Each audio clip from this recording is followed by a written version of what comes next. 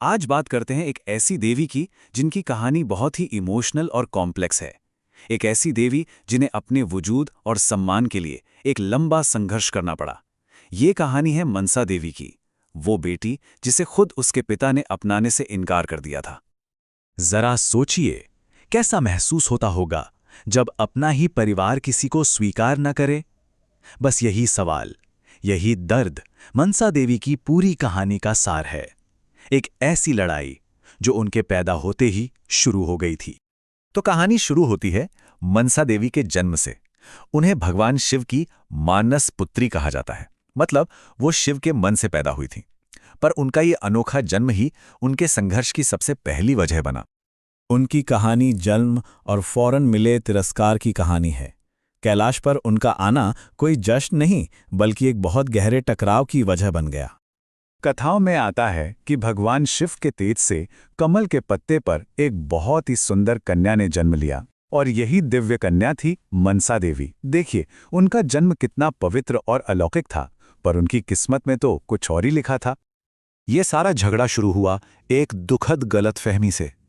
शिवजी के लिए तो मनसा उनकी मन से जन्मी बेटी थी, लेकिन देवी पार्वती को शक हुआ।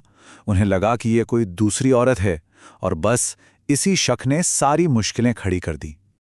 इस मिसअंडरस्टैंडिंग का अंजाम बहुत दर्दनाक हुआ। एक कहानी के मुताबिक देवी पार्वती के गुस्से की वजह से मनसा देवी की एक आंख खराब हो गई, और इसी वजह से उन्हें काणी भी कहा जाने लगा, मतलब एक आंख वाली देवी। ये नाम जिंदगी भर उनके तिरस्कार का एक निशान बन गया। लेकिन कहानी में एक बहुत बड़ा मोड़ तब आया जब मनसा देवी को अपनी कीमत साबित करने का एक मौका मिला।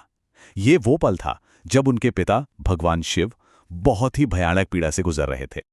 याद है समुद्र मंथन, जब शिवजी ने दुनिया को बचाने के लिए हलाहल विष पी लिया था, तो जहर की वजह से उनका पूरा शरीर जलने लगा था। तब मनसा देवी ने अपनी विष विद्या का इस्तेमाल किया और उस जहर का असर खत्म करके अपने पिता को इस भयानक दर्द से छुटकारा दिलाया। पिता की जान बचाने वाले इस काम ने सब कुछ बदल दिया। भगवान शिव ने न सिर्फ उन्हें अपनी बेटी माना, बल्कि ये आशीर्वाद भी दिया कि दुनिया में उनकी पूजा होगी। ये मनसा देवी की पहली और सबसे बड़ी जीत थी।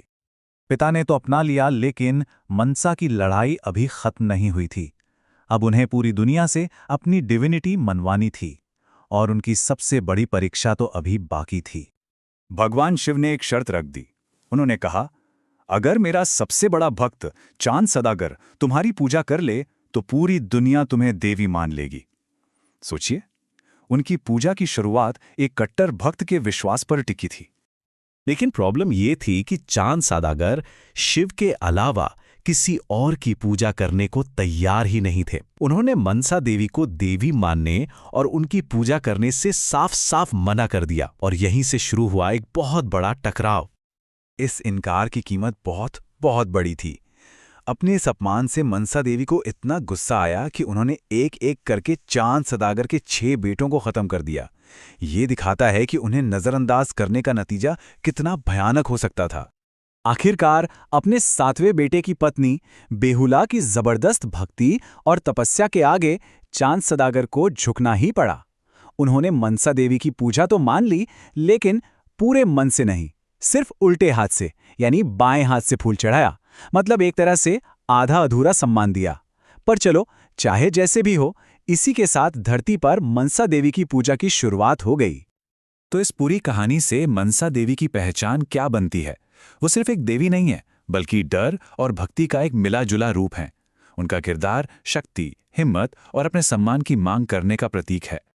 उनके कई और भी शक्तिशाली नाम हैं, जैसे विषहरा यानी जहर को हरने वाली, जगत गौरी मतलब दुनिया में सबसे सुंदर, पद्मावती यानी कमल से जन्म लेने वाली, और सिद्ध योगिनी मतलब महान योगिनी। तो उनका स्वभाव दोहरा है। जो उन्हें पूछते हैं उनके लिए वो बहुत दयालु हैं, उनकी रक्षक हैं, लेकिन जो उन्हें नजरअंदाज करते हैं उनके लिए उनका गुस्सा विनाशकारी हो सकता है। वो सम्मान चाहती हैं, लेकिन सम्मान ना मिलने पर वो डराने की ताकत भी रखती हैं। और यही मनसा देवी की कहानी हमें एक बहुत गहरे सवाल पर लाकर छोड़ देती है। क्या सच्ची भक्ति बिना किसी डर के हो सकती है, या फिर क्या आस्था को बनाए रखने के लिए डर का होना भी जरूरी है? ये एक ऐसा सवाल है जिसका जवाब शायद हर किसी के लिए अलग अलग होगा।